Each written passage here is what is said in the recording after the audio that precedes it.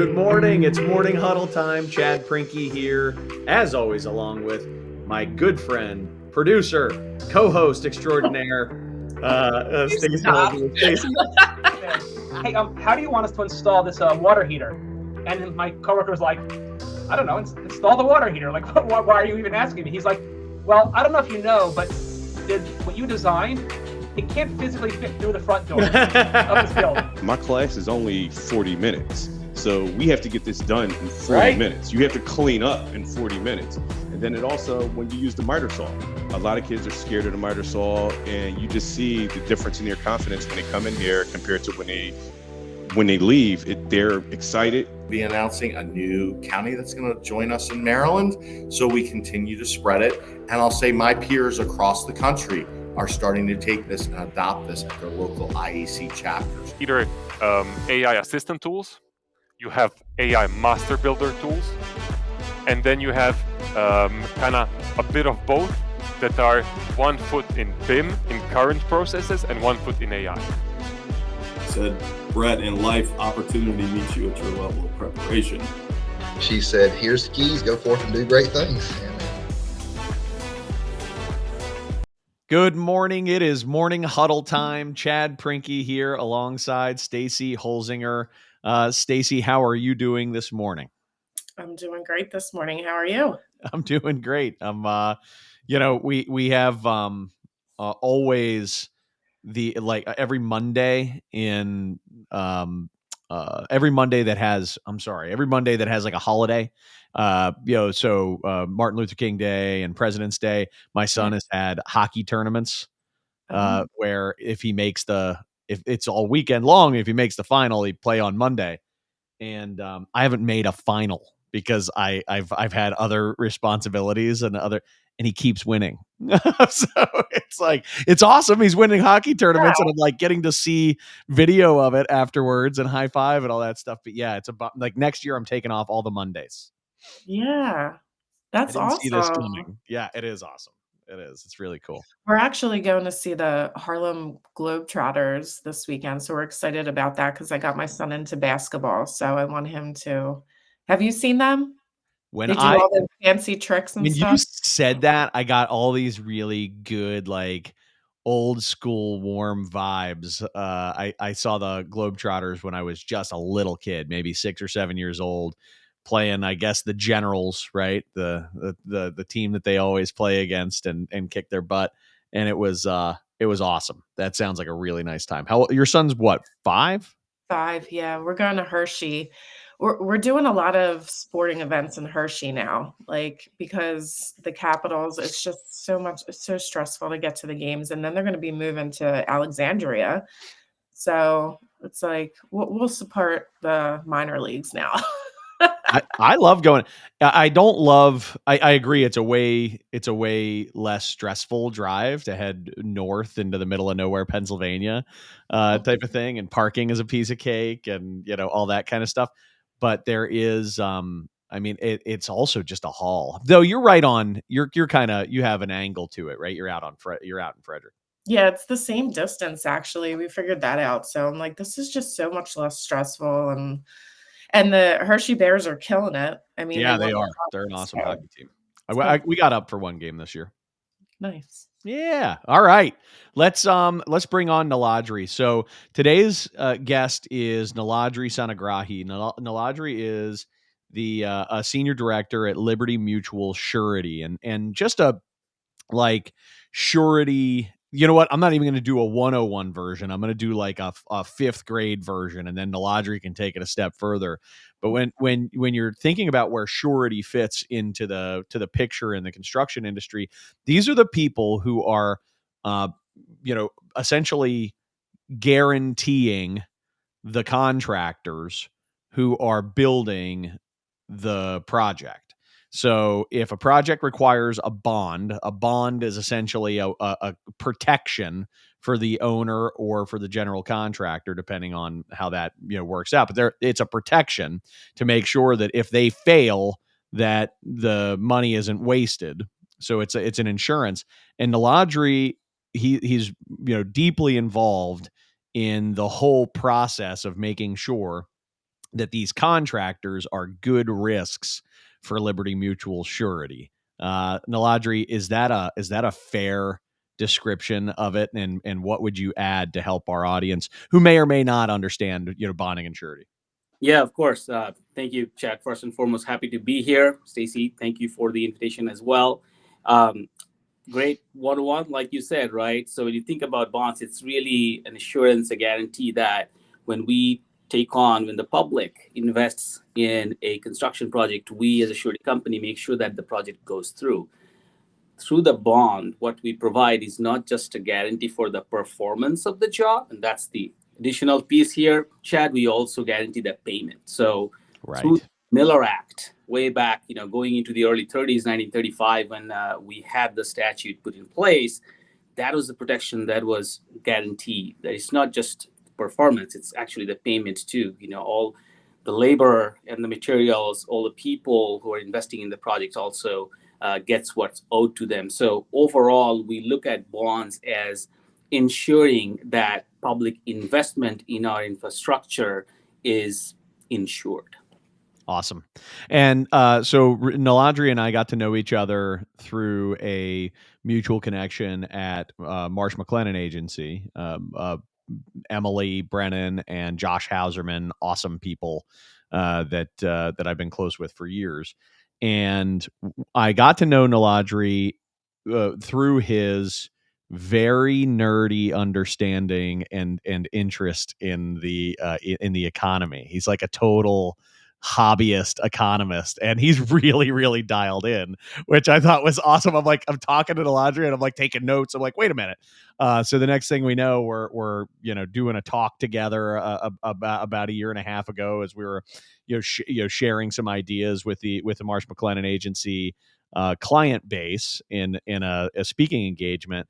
And I thought it would be fantastic to have him join us on the morning huddle to talk about the state of our current economy and what we have to look forward to in the year or two ahead. So, Niladri, just out of maybe 30-second primer, why did you get into this focus on the economy, and how do you find that it actually helps you with your work? Yeah, absolutely. That's a great point. And something I just took away, Chad, hobbyist economists. I like that. Generally, when I go on, talking to our clients and doing these presentations, I always give the disclaimer that I am not an economist. I just love looking at what's happening around us in the economy, right? So in terms of background, so I was a civil engineer by trade. I worked in the public sector in India. I worked for the state of California here, focusing on the transportation side. So I've always loved my attachment with the construction field.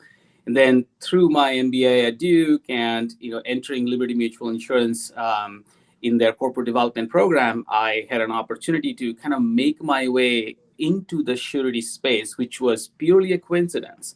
I had no idea 8 years ago when I joined surety what it was. I just felt like it's a good line of work, and especially that alignment with construction. I thought it'll be interesting, right? Then I joined this team and I look at all the stuff that we could do with data and analytics and creating insights and value-added services for our clients. I'm like, that's amazing. And that's when I started getting into this field of, okay, we have a really solid way of understanding underwriting risk as far as surety bonds are considered internally using the financials that we get for all our prospect accounts. But how about what's happening outside in the environment? That's kind of where it sort of triggered, you can say, in my mind. I was always interested, but this is where, I made it real, so to speak. I brought in the different types of data that you can see and feel and sense in the external environment, and then started to distill it, to make it clear, make it more palatable for our underwriters, for our leaders internally, and then also for our clients out there. That's where kind of the journey started. And yes, to your question, does it help in my job? It's part of my job, Chad. It's the thing that I love the most. It's not just, I mean, you get to pursue this thing that you're super passionate about and use it for your job. So like, these are billable hours, man. These are No doubt. That's great. So I want to dive into some of the things that have been on the minds of my clients, Of course. and almost channel those questions through to you. The in 23, we obviously had a substantial increase in the baseline interest rate from the Fed, right? And that had reverberations across every lending market. Yep. And the interest rate environment that was created, I found, in a lot of cases, undermined developer driven construction. And so I'm going to start with that question. What do you see coming for developer driven construction in 24 and in 25? Yeah, great question, Chad. And I think even more importantly, a great starting question, because when you think about developer-led pipeline, you are thinking about both single family and multifamily, right? And not just talking about those apartment buildings that have been significantly impacted by these rising rates, but also the single family piece. And I'll explain why it is important for us to keep an eye on both. So when you think about, again, these two developer-led structure types or project types, you are essentially looking at the residential sector, right? The issue that we had early on, obviously, if you go back to the last financial crisis, it was essentially housing driven, right? Housing pretty much brought down the economy. Of course, there were underlying reasons behind it, but that's what happened. It was a housing driven crisis. So when the pandemic hit us, we were all worried again, like, oh my goodness, is it going to be a similar thing? Guess what happened? It was the exact opposite. Right. If you look at the trend in construction starts right after the pandemic, single family residential was the only shining spot. So it was on fire. Pulled out of a much worse outcome by single family. So that was amazing to see and experience as we came through the end of 2020, then 2021. Interest rates were still low. The Feds were waiting. They didn't want to take action. And, if we can do something different, if we ever get an opportunity, I would say we should have started raising rates a little earlier so we could have done it slowly, not as extremely, right? So I wanted to highlight that point because single family, when you look at the housing starts that indicate performance in the single family, that is a leading indicator for us. It basically leads a lot of other types of construction. When you have a developer building a neighborhood, right, a subdivision of single family homes, it's not just the homes, right? You have all the essential utilities that come with it. You have the roads and the bridges, you have the underground water service type utilities, you have power, you have the schools, the hospitals, the banks, the offices, you name it, right? So it is really important for us to understand what's been happening there. And then, of course, you have the multifamily piece, right? So there was a slightly different story there. Immediately after the pandemic, multifamily went through a pretty steep decline because there was a lot of concern about the economy, right? People lost jobs and they had to move places. So it went through that abyss for a little bit, but then it came back up. Then came March of 2022. So I'm kind of painting a story here. That's when the Fed started raising rates. And as you know, there are 10 successive rate hike cycles. And, we went up by 550 basis points, right? In a very, very short period of time. That was the issue. It's not that, raising rates, getting off zero, it was in itself a bad thing because, that zero rate, there is a sustainability for that. It cannot go on forever. But it happened very quickly, right? That was the big issue that we had. It hit us. Of course, single family was impacted right away. And we needed it, right? So if I can, like you did the Surety 101, I would say if we can go back or get our audience back to Econ 101, it's always about supply and demand. What we are looking for is an equilibrium between supply and demand. That's the position which we can actually sustain in the long term.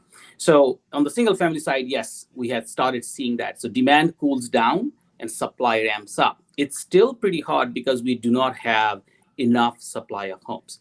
So that's kind of the single family side where it is going. In 2022, 2023, it of course went through a slowdown. 2024, we're actually starting to see that come back up. So on the single family side, it's cyclical, right? So we went through the slowdown. Now everybody is expecting the Feds to do something with the rates. It's, of course, it has been steady. Last 3 cycles, the Feds didn't raise anything. The next stop is ultimately bringing it down. So we are all expecting that it is going to boost construction there. Multifamily, let me take a moment to explain sort of the difference, in the dynamics that happens there.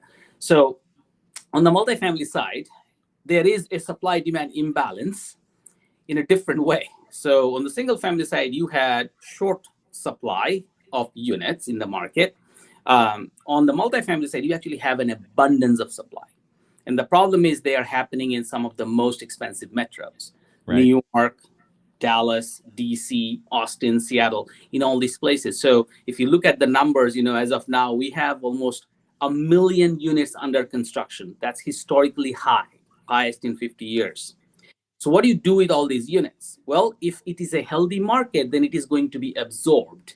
But our market in the last few years have not been extremely healthy, primarily because your multifamily units are going with offices, for example. When people are heading back to their homes with the flexibility of working, they don't need these multifamily units anymore. So that's just kind of one reason, but that has been a sticking point for the multifamily development. In addition, you have that general worry about the economy that hasn't gone away. Consumers still feel pretty uneasy. We still are talking about a recession or a slowdown coming up, this year, next year. We never know the timeline, but everybody has that concern. So when you put that all together, there is still an unease about building more multifamily units. So where are we today? Where are we going with that one? I think from the multifamily standpoint, it's still going to be pretty sluggish. It is not going to, ramp up right away. We are going to wait and see where things go. Rent growth, which is a key metric in the multifamily space, has been very, very low. It has been almost zero at the end of last year. And then vacancies has been rising. So I think the last number I saw, Q3 or Q4 of last year, was 6.6%. That's much higher than the long-term average. We want to bring it down to around that 5-ish%. So the consensus that I see right now is on the multifamily side, vacancies are probably at their peak. So it should come down in order to make things, look a little bit more normal. We have to see, but I would say, again, going back to developer pipeline, single family, multifamily, single family seems like it is going to, come back up. And then multifamily will take a little bit longer to get back to that steady state equilibrium point. Yep, that makes some sense. I think one of the conversations I've had many times with our clients in this current climate has been that it's a very uneven market. I mean, and I don't know that it's never even, right? There's always certain sectors that are hot, certain sectors that are sluggish. Yep. But the geographically, I'm seeing a very uneven market as well, where there are these secondary and even tertiary kind of markets. These historically, I would call them, forgotten markets that have become, perhaps in relation to the work from home trend, perhaps in overall response to the the size and, I don't know, the overall perception of desirability of large metros has somewhat declined. And I'm seeing things like Richmond, Virginia on fire, Asheville, North Carolina on fire.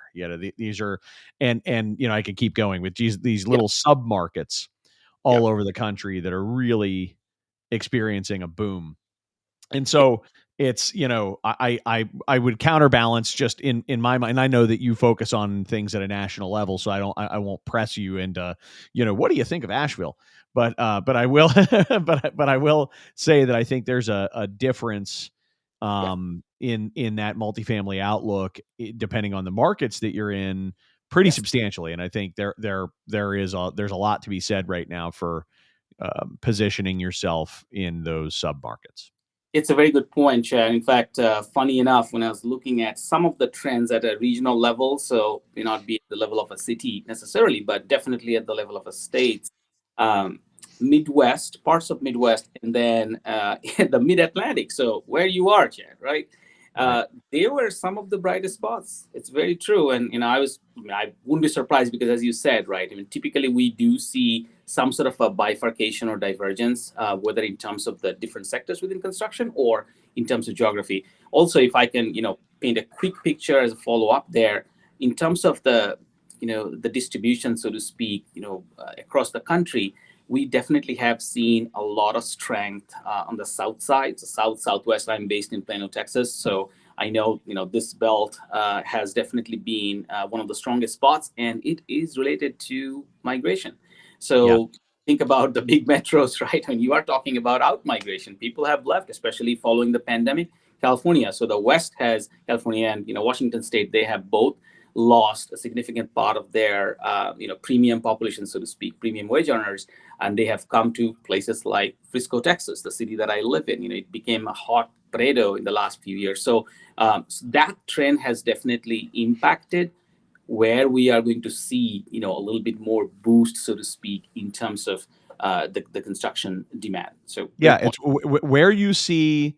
This is one of the things that I wonder what your take is on this. This is my if I'm a total amateur economist. I'm a very amateur economist, but I spend a lot of time reading and paying attention to the trends. And one of the things that I look a lot at is where's the job growth happening? Where's the population growth happening? Yep. And that to me is like a bellwether. When you're projected to have 200,000 jobs come to your state, 60,000 jobs coming to your metro area, it's going to be really, really good for construction. That's going to be great for construction. Yeah, absolutely. If you look at the JOLTS report, I don't know if you have seen it yet, Chad, but the job opening and labor turnover survey, I got it, JOLTS, JOLTS, funny name. You will see that, right? They will call out specific metros which have attracted the most construction workers and which have attracted the least. And you will see the list, right? I mean, Texas will be on one spectrum and then New York is on the exact opposite spectrum. Yeah. It tells the story very clearly. Yeah, it does. And so, along those lines, where are there, we know what has happened. What's projected? What are some of the things that are projected for population growth and for job growth nationally?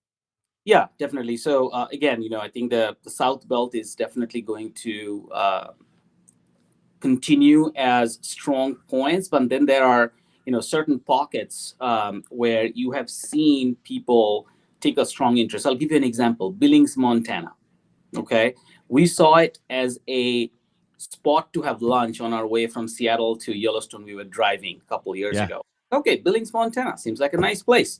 Then guess what? 2 years ago, it became one of the most favorite places for people to move to.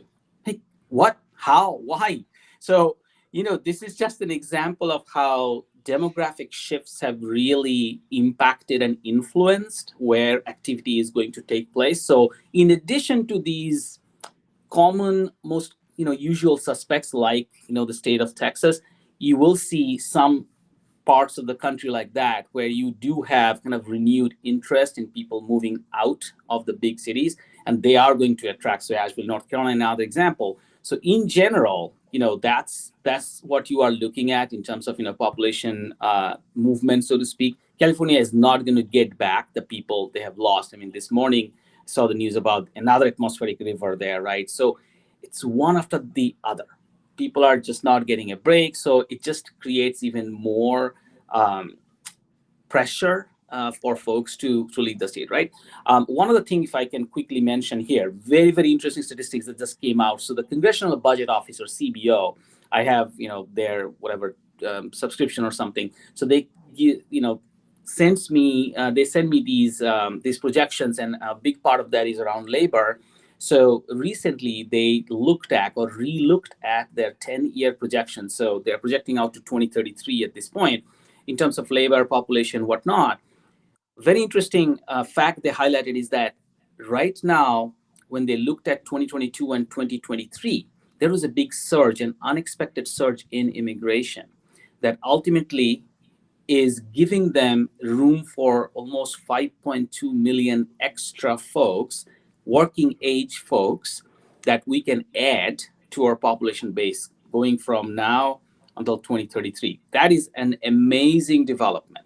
As you know, especially within the construction sector, we are always talking about labor. It's all about the people, right?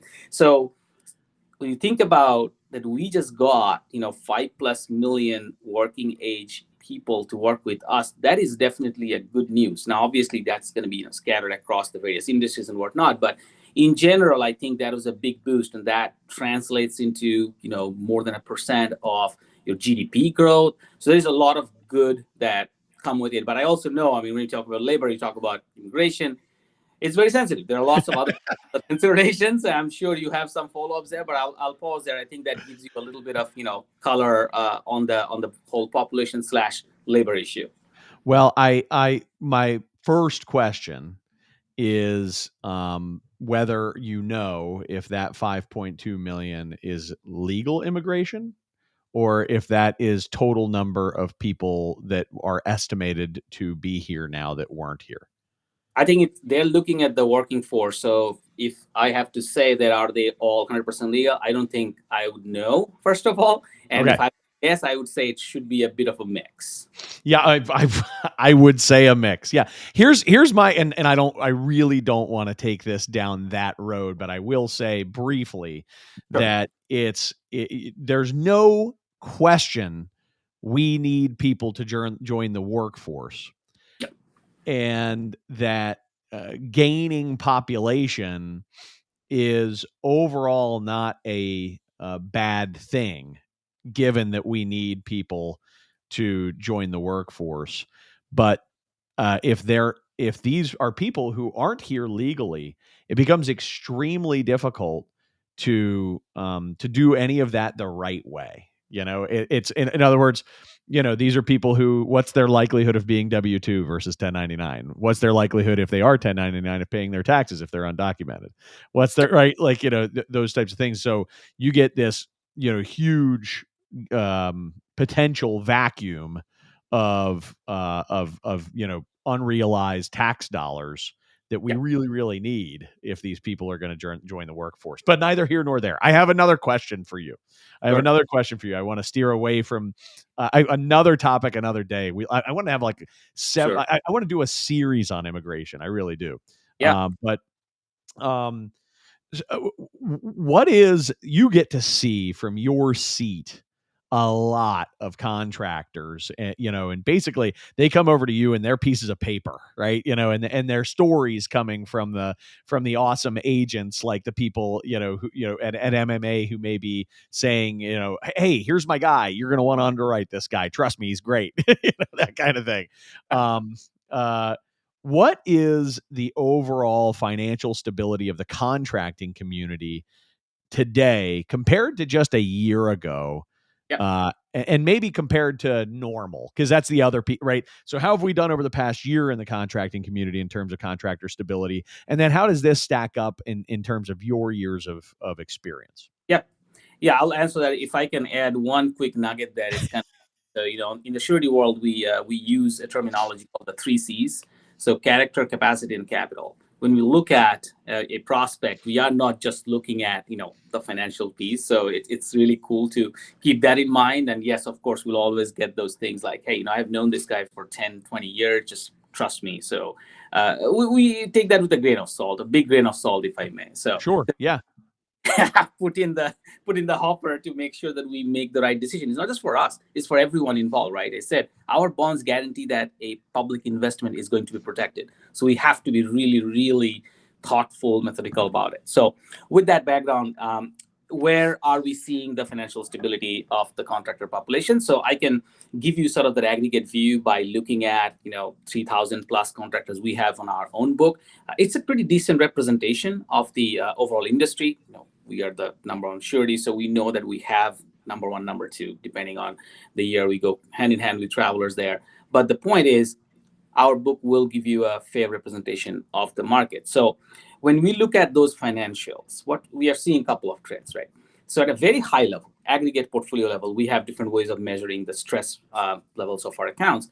What we see is that there is a, what I like to call a journey to normal. And this is reflective of the overall economy too. If you look at construction starts, if you look at spending activity, there is a bit of, up and down in the post-pandemic period for different reasons. And I'll highlight that for you too. So we are seeing that also within the financial statements that we are seeing. A couple of things happen there. Overall backlogs, if you think about that, we are looking at historically high backlogs. Right. And this is not just our book. When I look at the ABC, Associated Builders and Contractors, they publish their construction backlog indicator that I closely follow. You will see that we went all the way up to 9+ months of backlog. This is overall average. And in the last few months, it has come down to about 8.5, 8.4. So we're seeing that, yes, they are still very high, but just slightly, making their way back to kind of like that pre-pandemic levels. So that's the kind of backlog story. Now, with the backlog, we have to understand how the balance sheets are growing, right? So on that, we are seeing a couple of different, nuances, so to speak. So yes, it's kind of a journey back to normal, but not equally, if you look at different parts of the balance sheet and income statement. So one thing that we are seeing obviously is around profitability. So when you take up that backlog, right, you have historically high backlog, you don't have enough labor. Nobody does, nobody has anything extra. Everybody is kind of stretched thin in that respect. So it is going to take a little bit of a toll on profitability, but also you have the impact of government stimulus. So remember the PPP money, Payment Protection Program? Oh, absolutely. Yeah. Employee retention credits. So all these things kind of like fluffed up their net profits in the last couple of years, and that is gone. So when you look at financials from the year 2022, which we have started seeing a little bit, it'll take us a little bit of time to get the whole, pool of statements, but we are definitely, keeping a very close eye on it. We know that when you strip out the effect of these additional stimulus, the profitability is definitely going to look a little bit different. And that's not necessarily a bad thing again, right? We are seeing overall stress levels go up a little bit too. But again, we compare it not just to 2022, we compare it to 2019, because remember, if you go back a couple, 2019 was a very strong year for construction. We just beat the shit out of it. I mean, 2019 was really good, and then we became better. So that cannot continue forever. So when we are looking at the trending, we want to make sure that we are keeping that time frame in mind, right? 2018, 19, leading up to that point. So essentially, all in all, overall, it is fine. There are certain parts that definitely, give us some cause for concern. Our contractors stretching a little too much, because I just said, right, backlogs are at historically high levels. And, with all the federal funding money that you are seeing, even with some stress on the developer side, you have a lot of boost on the government funding side, right, through IIJA and IRA and CHIPS Act, you name it. It is going to be very important for the contractors to make sure that they are coming out, green at the end of the day. So one trend that we are starting to see is contractors are able to actually factor in a lot more contingencies. So in other words, they have become better at accounting for the unexpected, so to speak, right? You have materials prices go up crazy, you have labor uncertainty, so they are putting that in. So the profit in backlog, that's a metric we track. So the job that I am taking in, right, it's my pipeline. We are seeing, even though gross profit may be somewhat lower, the profit in backlog is healthy, which is really good for us. So we know that the pipeline that our contract is going to work on is going to be pretty strong and solid. So these are some of the trends that we are seeing. So again, if I can sum it up, overall, it's kind of like a journey back to normal, somewhat pre-pandemic levels, with a few nuances here and there that we keep a very close eye on. Awesome. I love it. That's a good rundown, and I agree. With the with your overall assessment. I think that's hard. It's hard to argue that logic. I also find that backlog is interesting right now on the ground level. I'm seeing the contractors that I know and I work really hard our team works really hard to stay in touch with all of our content, just kind of always have our finger on the pulse, and at a, mini macro level, right? Between the, 100 or so relationships that we might have, that we're talking to at any time, have a clear enough picture to offer advice to our clients. And it's not so much that they don't have backlog. You're right. They do. They have backlog, and it's a lot of backlog. When does that backlog hit? That has been a very strange experience in recent, because jobs have been pushing. Job starts have been drifting. And because those starts have been drifting, that backlog isn't showing up when we need it. And so we could be, you could be dead slow right now for 4 months and have the biggest backlog you've ever had. And that, if you're a self-perform contractor, is really, really scary. That's brutal, right? Because you're going to need these people, and yet you're carrying them today, and it's scary to lay these people off, because you how are you going to get them later? So these are companies that, even though they might have in their own business historically high backlog, they also may have historically low billings month over month right now, because they've been carrying such high backlog and they're afraid to sell work. And it's a really, really weird situation. Yes. Are you seeing any of that? Yes, and Chad, one thing I can add on to that is, when you look at the cash position, right, liquidity for our contractors, again, cash is king. That's another saying we have in Surety. We don't want to, ever undermine that. What we are seeing, and again, it's kind of at the tail end of the book. So yes, your self-forming subs, the smaller end of the spectrum, so to speak. Cash position has also been somewhat, weaker than before. And the reason there, again, goes back to that there is no more government stimulus, and people are not borrowing as much. So that's another trend you want to keep in mind. So interest-bearing debt has been low. And it's not a bad thing, right? Because what we found is that contractors learned their lessons from the last, global financial crisis, and they have been very careful this time around that we are not going to, over leverage ourselves. But that does have an impact, right? Because you are not having enough cash flow. And so when the subcontractors, have that level of a bind, like if they are indeed in a bit of a gap, so to speak, then it does become difficult for them to carry on, just to kind of what we say, like maintain payroll, right? So yes, we definitely are seeing a little bit of pressure that way too. Our hope is that they will be able to manage through it, and that's what it's one of the things that we talk to our contractors about, that, things change, timings change. You need to be able to flex yourself to adjust. I know it's easier said than done, but that is the kind of advice that we try to work. Yeah, you're right. And it's just a muscle that some contractors aren't used to having to flex. And so, what do we do to pick up short-term work that starts now and that runs for the next quarter is something that, if you're a, concrete contractor that's used to an average $15 million job size, is like, where do those exist?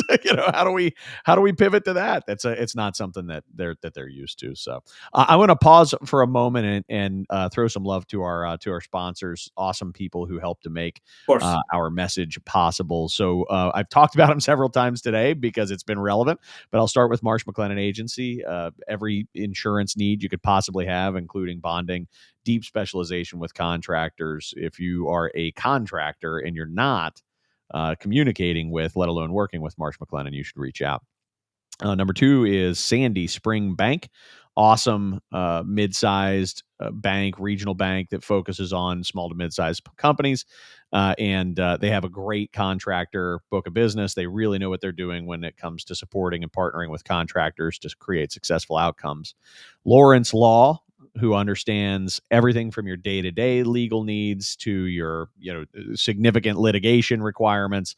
If you are a contractor in that small to mid-size range in this region in the Mid-Atlantic, and you have a need, Lawrence Law and Kate and her team are awesome people.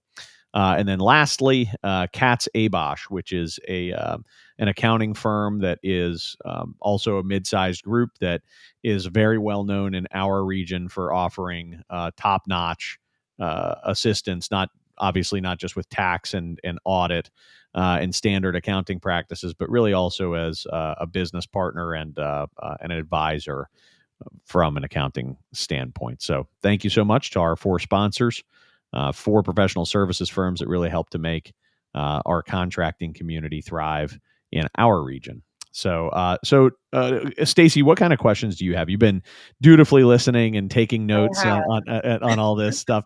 What's on your mind? Lots of good stuff. When is the federal infrastructure money going to be hitting, and will it hit evenly geographically?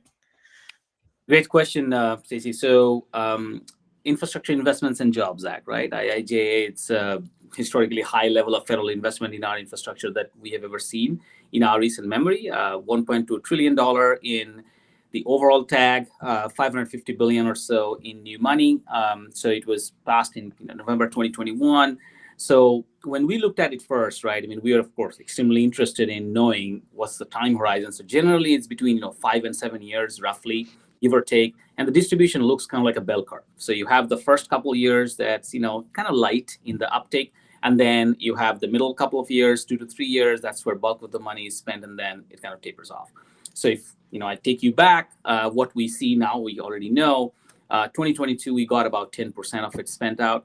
When I looked at November 23rd, November 22nd of last year, 2023, we had about $361 billion that has been announced. We call it the announced funding from the government. So that will take you about 30% of that overall $1.2 trillion bill.